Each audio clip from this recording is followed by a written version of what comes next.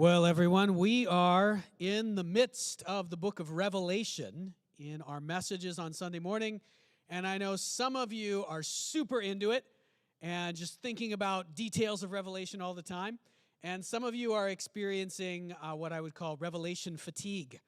You're like, really? We're going to go into some deep calculation one more time? Yep, again. More deep calculations, more mysterious things are coming. I would just encourage you to hang on. Some of you with Revelation fatigue have asked me, aren't we going to do some Christmas messages soon? And the answer is, we are staying in the book of Revelation for Christmas because I know Revelation is not about, a warm, glowy feelings all the time, but it does get better. It gets way more encouraging toward the end, and it is the Christmas message. It really is. It's what's behind the Christmas message. You remember just a few weeks ago, we were looking at those three woes, the three terrible things that would come at the end of the trumpets. And the first woe was the demons from the abyss. The second woe was the powerful demons trapped at the river Euphrates being released to torment the world. And the third woe, the most terrifying thing of all, the one who would rule everything, was what? A baby. A baby who would rule the nations was the third woe. Stunning. It's stunning. So we are going to continue in Revelation. Stick with it. It is very important. Today we're going to go into some stuff that if you're just joining in with us, or if you're new to faith or to Christianity, you're going to think, what are these people, crazy? Yeah, maybe a little bit. But there is going to be a very practical point at the end of all of this. There is a point to it, and we'll draw that out toward the end. We are up to today Revelation 13, which is the very famous mark of the beast, the 666. And so we're going to start off right away calculating the mark of the beast, which is what we're told to do in Revelation at the end. And then we'll go through the chapter. We'll see what we can gather out of it and pull some practical points together at the end. Okay, so for illustration, I'm just gonna ease us into calculating the mark of the beast. All right? And we'll talk about what that is in a minute if you don't know. So, who likes to calculate the mark of the beast, we're going to have to do some math. Calculating a number requires math. Who likes to do math in their head? Who kind of has that as a little habit they do sometimes? I know it's not everybody. Okay, in the ancient world, this was much more common for people to do math in their head. It was kind of like one of their main games. You know, humans have always had silly little games we play. Now they're mostly on our phone, and they don't help us do math, usually, except maybe Sudoku or something like that. But we've always had these little games. And in the ancient world, a lot of those games had to do with math in people's heads. So let's do some to start off with. This is some Roman numerals. Okay, this is a really easy one. If you know your Roman numerals at all, what number is this? Yeah, it's 2025. Very good, 2025. Now, I don't know if you've ever thought about this before. Why did the Romans write numbers with letters? Why did they do that? Well, up until at this point in history, no one had ever created a number system separate from letters. So every culture, every language that used written numbers at all, did it by assigning values to letters. That's how they did it. All the different cultures. The Romans did it in kind of a unique way. They took a step, right? Because their assigning of values to letters, right? This is 1,000, 1,000, 10, 10, 5. You actually lined them up and added them together. But most other cultures didn't do that. They just assigned values to numbers. So this is the Greek system for the Greek language, which, of course, the Bible was written in. And you didn't add things up. You didn't add them by having things next to each other. You just added up the total. That's all that you did. You didn't have this sort of subtraction and addition thing that the Roman numerals had. But these were the values. So you could see they started off going 1 through 10, and then they went up 10 to 100, and then they went up into higher values like that. And so for Greek speakers, for Latin speakers, for speakers of Hebrew, for all these ancient languages, everybody had in their head all the time a number value for every letter. And so what do you think they did when they saw words sometimes, just for fun?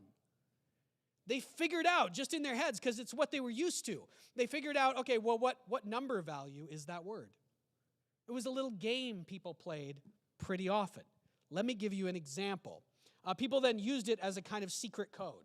So this is written on the wall of a house. It's actually carved into the wall with a knife or something. It's in Greek, and this is not Greek, but this is translated from the Greek. And this is written into the wall at a house in Pompeii. So Pompeii, of course, was buried by a volcano in 79 AD. And so what it says is, I love her whose number is 545. And so this is the kind of graffiti you get in the ancient world. People, we would write, whatever it is, Thomas loves Amy or whatever it is, right?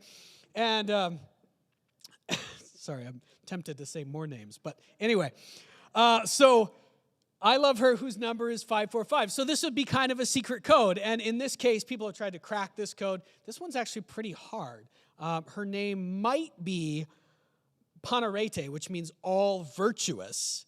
But some people actually think it might be kind of even more of a mystery here, because this wasn't a very common name, actual proper name in the ancient world, but it was a common nickname for prostitutes. And so there might be even something deeper, kind of mysterious going on here. This guy might be saying he likes to visit the brothel often. Or he might actually have, or it might actually be a different name and we just haven't figured it out. But this is the kind of thing that happens in the ancient world all the time, okay? So, all virtuous. So when we get to certain names that are really big and really important in their world, and this was one of the biggest and most important in the first century. Nero Caesar, we're going to talk about him a little bit more later and maybe even next week a bit, because he becomes kind of a prototype, an image of things that are going to come. He was an emperor who was really good at first and then turned really, really bad, really bad. And we talked about before in this series how at one point he actually crucified Christians on poles and then burned them alive around the Colosseum, not the Colosseum, the Circus Maximus in Rome, while they were having chariot races and a big party. They were the torches. The Christians said they were the light of the world. That's why Nero burned them alive. It was like a sick joke. So when I say he was really bad, he was really, really bad. Now, this is a very important name, Nero Caesar, and so let's just go through. Let's go through this sort of secret calculation, because this is where the mark of the beast comes from. The mark of the beast is Nero Caesar, and it's not Nero Caesar. But let me show you that it is Nero Caesar first, okay? So if you take the Greek term for Nero, and of course Nero Caesar was originally written in our letters, right? Because those are Latin alphabet letters. And Nero was a Roman, right? So this is his actual name in the original language. But if you transfer that into ancient Greek, for a lot of detailed reasons that we can't get into, they always added an N onto his name. It was, so he was Neron Caesar in ancient Greek, or Koine Greek. And that's important because when you start to calculate the name, it matters if there's an additional letter, doesn't it? If you start to calculate a number for this name. Now, the other trick about calculating the mark of the beast, which we'll get to, is Christians had kind of an extra secret code, right? Everybody knew the letters, the number of the letters in Greek. But what the Christians would often do is many of the Christians were Jewish at the time. Not all of them, not even most of them by the time of the book of Revelation, but many. And many others had studied Jewish scripture. So they would actually, before they would calculate a number for a word, they would transliterate it into Hebrew. So if you take Nero Caesar, you change it into Greek, and then you change it into Hebrew, and then you calculate the number using the Hebrew values, what you get is this. 200 plus 60 plus 100 plus 50 plus 6 plus 200 plus 50, which is 666. The very famous number of the beast, which we'll get to at the end of Revelation 13. This is what John tells us, that the number of the beast, the mark of the beast, is 666.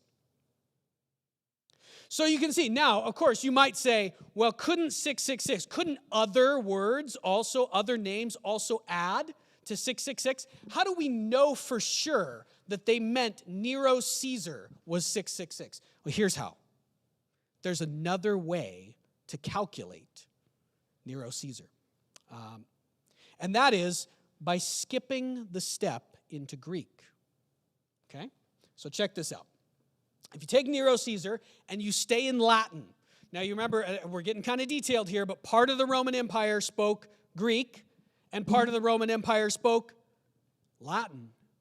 If you take Nero Caesar and you stay in Latin and you transliterate it, instead of doing this step, you skip that step and you transliterate it into Hebrew straight from the Latin. You skip the extra N, right? Do you see it? What happens then is you get a different number. You get the number 616. And this is a kind of a stunning fact that clinches the whole thing. It demonstrates that the early Christians for sure read this as Nero Caesar. There are many early manuscripts of Revelation. So remember, Revelation was copied by hand and spread around the empire. Many of these early manuscripts, not most of them say 666. But a significant number of them say 616. Somebody changed the number. Everything else is identical, but they changed the number. Where do you think those manuscripts are found? In the part of the empire that spoke Latin. So you can see what happened. They got the book of Revelation from John. It said 666, but in their side of the empire, some of these pastors were going, our people don't understand this. They don't speak Greek.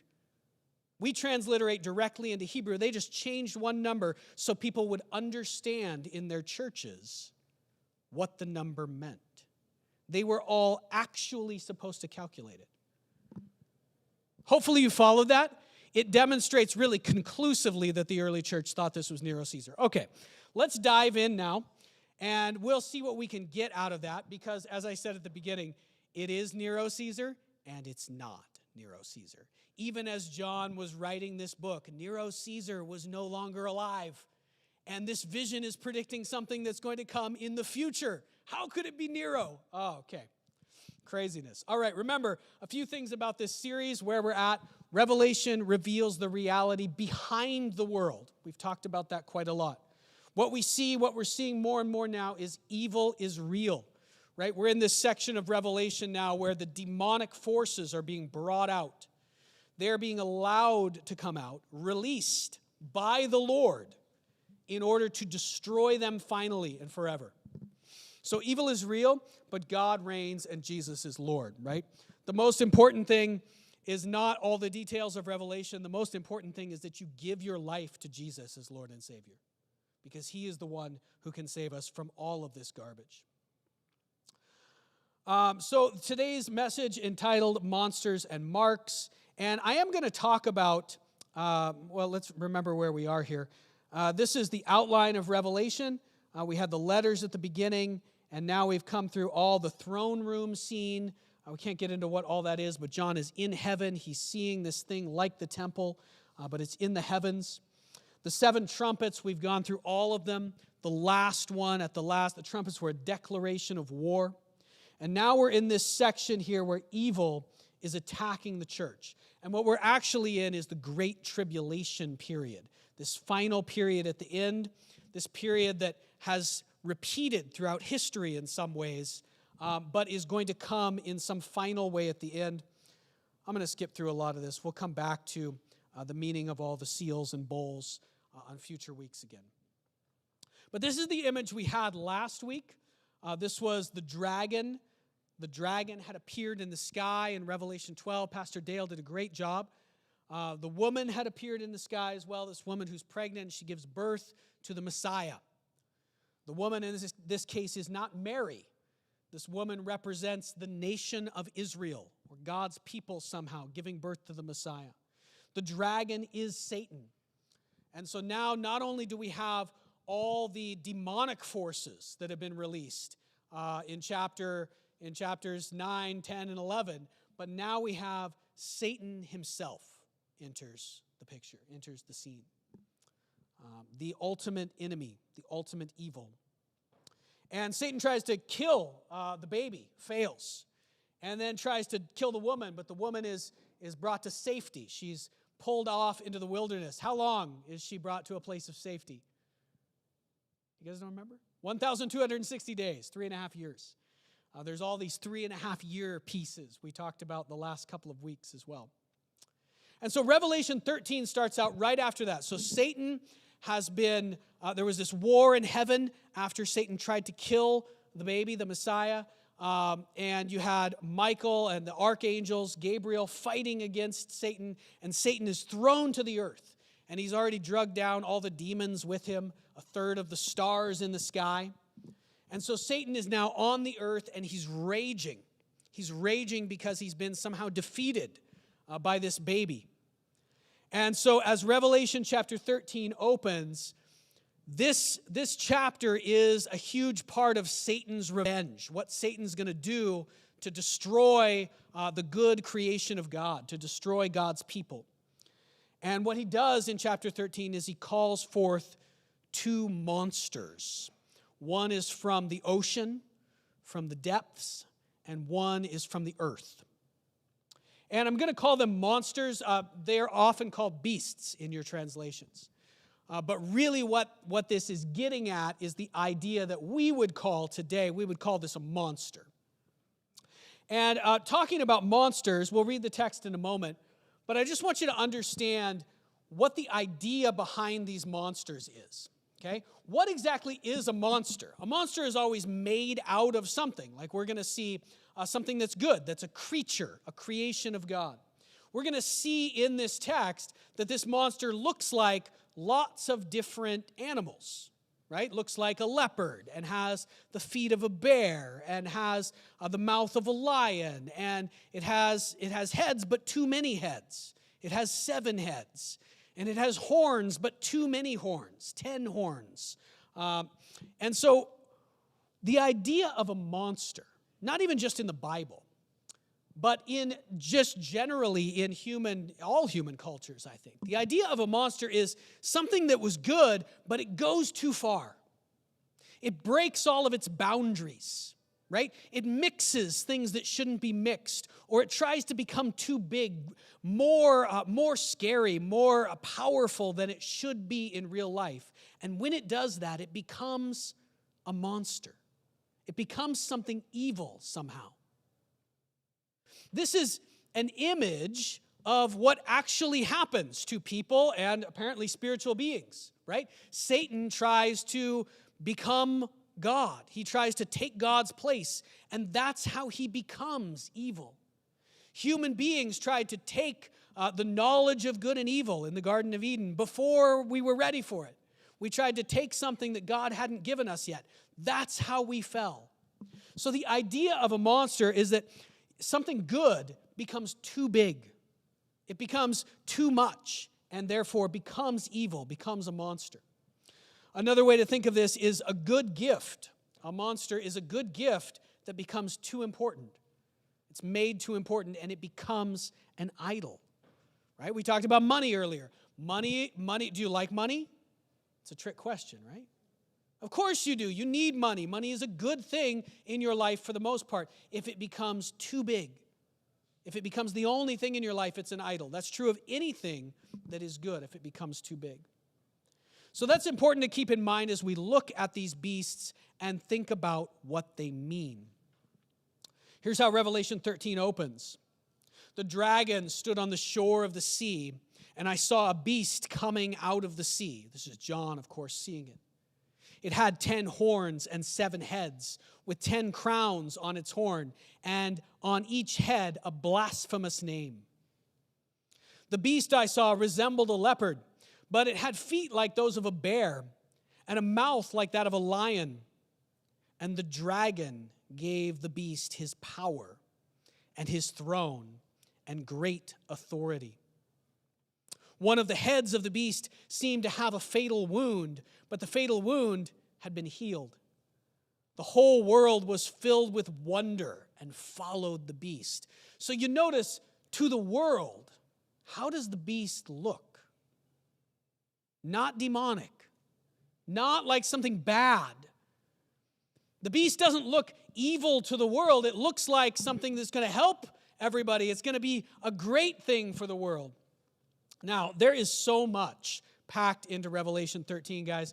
I'm going to point out some things, but I would highly encourage you to come to Bible studies, Wednesday nights, Sunday mornings. We can dig in deeper. Also, read it on your own and just think through some of these things. The beast is like the beasts in the book of Daniel. Jesus, who gives John the vision, is assuming you know your Old Testament. Most of us don't know it that well. The beasts in Daniel represent something very clearly. What do they represent in the book of Daniel? They represent human empires, political systems, nations in some ways. In the book of Daniel, they represent Babylon, the empire, the Neo-Babylonian empire. They represent the Persian empire. They represent the Greek empire and the Roman empire. These were all nations. What is a nation? It's a bunch of human beings coming together to try and, have safety and security and, make each other's lives better, hopefully. But what happens when a nation becomes too big? What happens when it becomes the thing people start to worship, too important? Not just something that helps human life, but actually now the point of human life becomes serving the nation. The nation becomes oppressive, all-powerful, totalitarian. It becomes a monster. And part of what Revelation and Daniel and the Bible is saying here is that when that happens, it's not like every nation is satanic in itself, but when the nation becomes like that, when it becomes the thing that's beyond everything else, it is actually being empowered and controlled by Satan. The beast comes out of the water, the sea, which is chaos. 10 horns and 7 heads. The 10 horns and 7 heads, we'll see later, we're actually told in chapter 17 what these represent. The 10 horns are 10 rulers, some of whom have already come, and some who will come in the future. And the 7 heads, we're told in chapter 17, are the 7 hills. The 7 hills. What city is famously founded on 7 hills? The city of Rome. And so right here we have a clear reference, not quite yet to Nero Caesar himself, but to his city, certainly, and to the Roman Empire. We have this idea that seems kind of weird to us, that we find a number of places in the Bible, that somehow at the end of the world, the Roman Empire is going to come back. How can the Roman Empire? It doesn't mean literally the Roman Empire. It means that same sort of thing that empowered the Roman Empire. That same sort of thing that empowered it to take over and dominate the world. In many ways, it became very evil in some of its expressions. It wasn't evil maybe to begin with. But in that same way, a new empire is going to rise at the end. That's what we're being told here. The beast, once again, the beast has all these different, it's everything put together. The beast is too big. That's how it becomes a monster. The dragon gives its power and authority. The beast has, one of the heads of the beast had a fatal wound, and that wound had been healed. Now, for us, we're kind of like, what's going on here? You can see it's sort of an imitation of Jesus in a way, right? Jesus died on the cross for our sins. And he rose from the dead, and he's alive. Now, somehow this beast at the end, this empire, is going to look like it died or look like it should have died, but somehow survive that. It will come back from this fatal wound. This is also another reference to Nero Caesar. In those days, everyone would have understood this. Nero Caesar was such a bad emperor that after he died, there was kind of like, you know how we used to have like Elvis myths? Like, oh, Elvis didn't really die. They had Nero myths. Oh, Nero didn't really die. He's coming back like any day. He had a fatal wound, but he's going to survive it somehow. He's just hidden. People worship the dragon. So the whole world begins to worship this empire, this dragon. They say, who is like the beast? Who is like this great nation, this great empire? Who can possibly defeat it? They worship this nation, this empire, because it's successful, because it's powerful, because it's wealthy. All these things that seem like they can improve human life, but the beast is going to require certain forms of worship. It's going to require people to give up their freedom and their worship of the one true God. The beast is given a mouth. We're not going to read through every piece here, I don't think. This is a bit too long for us today. But it blasphemes God in many ways. It tries to take God's place, this nation, this empire. It's given power to wage war against God's holy people and to conquer them. And if you were to guess how long it's given power to do this for, what do you think it's going to be? It's going to be 3.5 years. Yes, it's actually going to be 42 months in this case, indicating somehow the second half of this period of time, the second half of this final period of time. Notice also some more ways in which this empire will imitate the one true God, will imitate Jesus, right? It's given authority over every tribe and people and language and nation.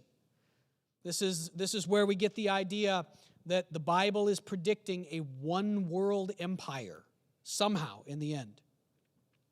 But it's also an imitation of earlier, right? What's going to be around the throne of God? Who's going to be around the throne of God worshiping at the end? Those who have been redeemed from every tribe and people and language and nation. Jesus is the real king who can bring all the world together without destroying our freedom and oppressing us and sending us into evil and destruction.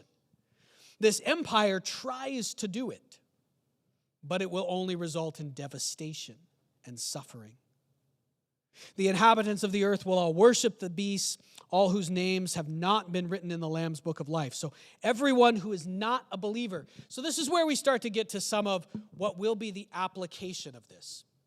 And here is a fact. I mean, throughout history, just as a general truth, those who are able to resist when a whole culture or a whole nation goes the wrong way, heads toward evil and tries to pressure everyone or force everyone into something evil, those who are able to resist it are those who have really dedicated their lives to the Lord. That's who is able to resist. Everyone else just ends up kind of going with the flow. This is something Jesus often taught about, right?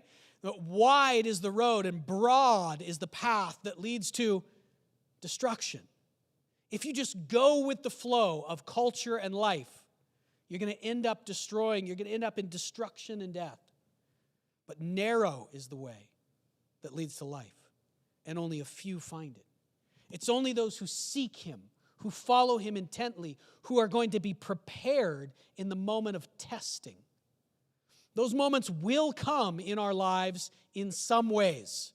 There will be moments in your life or in our lives collectively as a society where we are pressured to do something wrong, to do something that everybody seems to think is right, but is clearly against the Bible. This has been the case. I'm not going to go into details and examples today. You can think of all of them in your mind right now if you just think about the last 10 years. This is the case over and over throughout history. And it will be the case in a dramatic way at the end. This is part of the spirals, cycles that kind of increase in the book of Revelation and in history, moving toward the end of time. Whoever has ears, let them hear. He has this sort of fatalistic almost expression here. If anyone is to go into captivity, to captivity they will go. But then after this, he says, all of this prediction, all of this that's going to happen, what it calls for is patient endurance and faithfulness on the part of God's people. We're going to see that all of these predictions in Revelation 13, they're going to call for two things, really. They're going to call for the people of God to be wise. We'll see that in the next section. Wise and discerning. To try to figure out what's going on in society and the world and what's really right and what's really wrong. And then it's going to call for us to patiently endure when we have to stand and resist the flow of history, the flow of our culture and our society going the wrong direction. Patient endurance. So you can write that in your notes if you want. Believers must resist evil and endure patiently. The second beast rises from the earth, the second monster. And this monster brings forward an image. John sees a second beast. The first beast seemed to be an empire, maybe this sort of renewed Roman or renewed demonic empire that comes at the end of time, totalitarian empire. But the second beast, as you'll see as we read through this, the second beast appears to be an individual human being. And the most common, and I think the correct reading here, is that this beast, this second beast, is the final Antichrist. There's this idea that the word Antichrist doesn't actually appear in the book of Revelation. It appears other places in the New Testament. And we're told there are many Antichrists, many sort of individual people who have embodied the spirit of opposing Jesus in themselves. Many antichrists have come into the world, and many will come. But we're also told very clearly and repeatedly in the New Testament, not just in the book of Revelation, that somehow at the end there's going to be this guy who's the final antichrist of them all, the man of lawlessness, the prince of the empire who will come. And this person will somehow convince the whole world that he is just the best, the greatest, and everyone will run after him until he turns and starts to destroy the world, absolutely oppress and cause suffering everywhere, and in particular to attack the people of God. So this second beast appears to be that person. Second beast coming out of the earth. It had two horns like a lamb. So again, look, it appears in some ways to be a messianic, or he appears to be in some ways a messianic figure, but it speaks with the voice of the dragon, the voice of Satan, which sounds very good to most people at first. It exercises all the authority of the first beast. It seems to be ruling this empire, perhaps. And it made the inhabitants of the earth worship the first beast whose fatal wound had been healed. And it performed great signs, even causing fire to come down from heaven to earth in full view of all the people. So it doesn't mean exactly this. It doesn't mean literally this guy's going to call down fire from heaven. It could mean that, I suppose. But it means great signs. Somehow this person is going to do things that will astonish the whole world, amaze the whole world.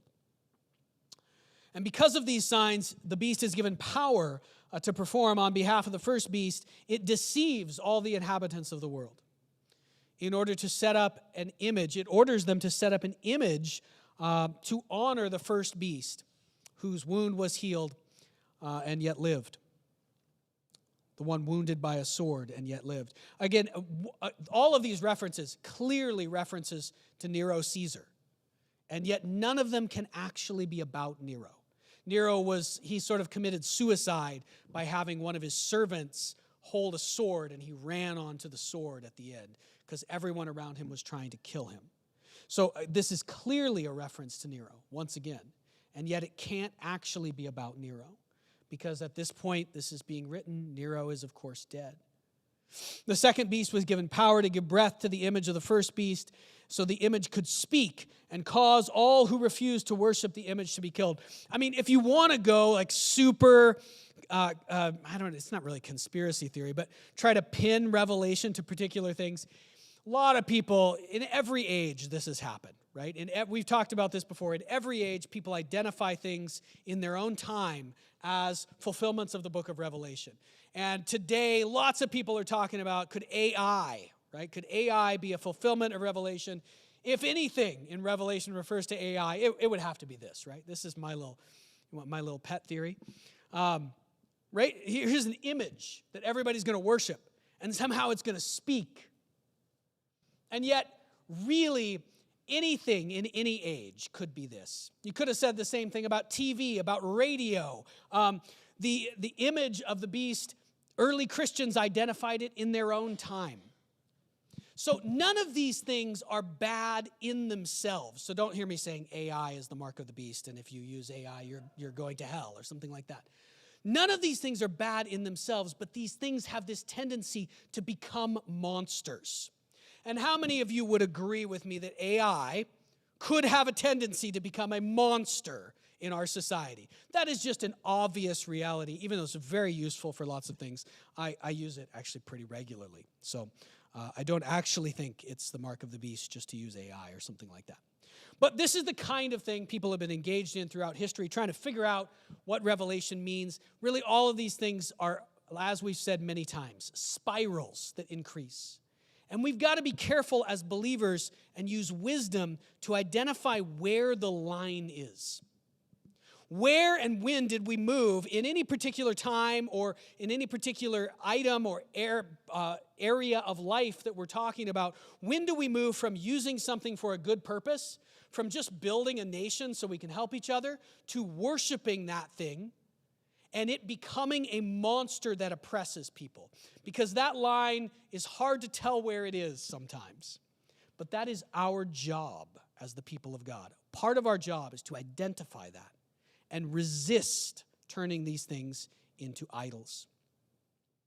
And we'll close up just reading and saying a few things about the mark of the beast itself. This is what it says.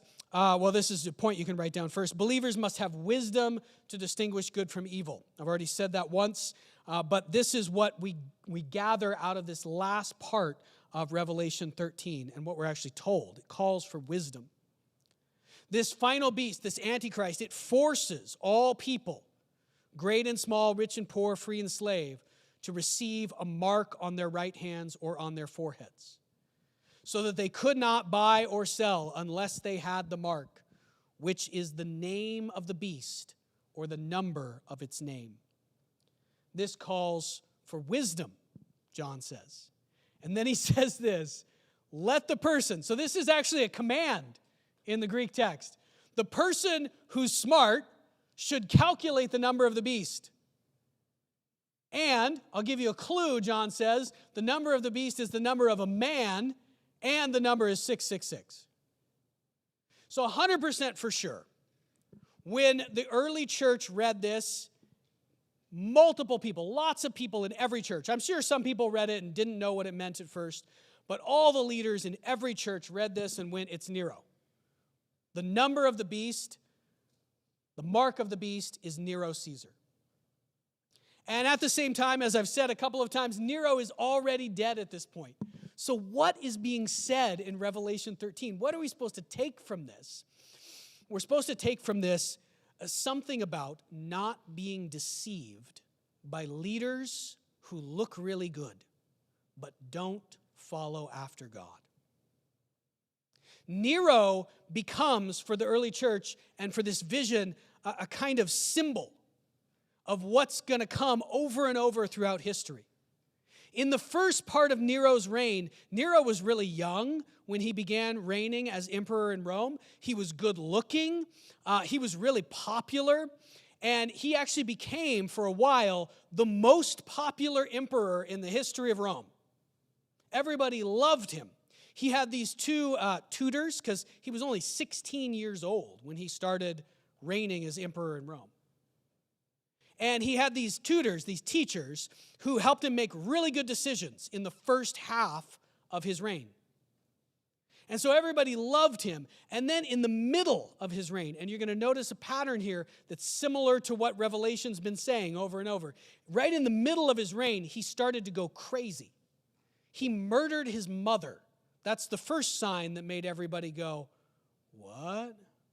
He murdered his mother. Nobody knows why. There's a ton of theories about why. And then he went nuts for the second half of his reign. He oppressed the empire. He ran it into the ground. He probably burned half of the city of Rome. He lit up Christians as torches around the Circus Maximus. He went crazy until at the end, his own officials were trying to kill him. That's why he committed suicide. So somehow Nero, who looks really good, but what's under the surface is bad. What's under the surface is bad. And the Christians are supposed to recognize this as some kind of pattern of what's going to come in the future.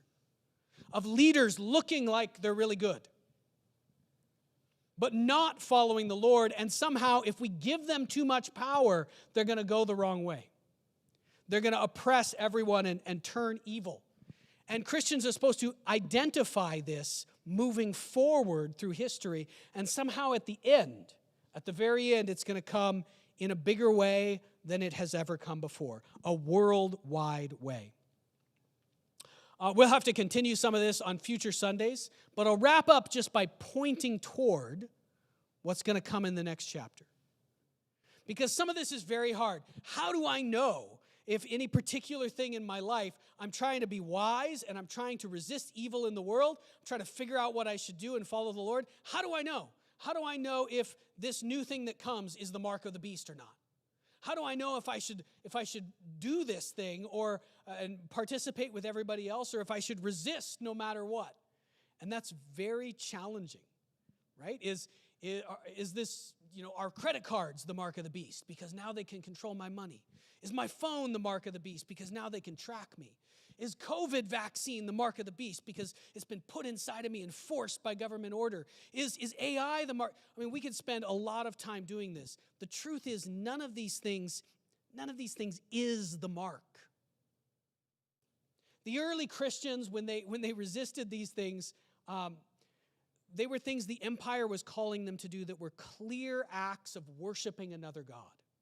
That's the kinds of things that they resisted as the mark of the beast, saying that the emperor was actually God.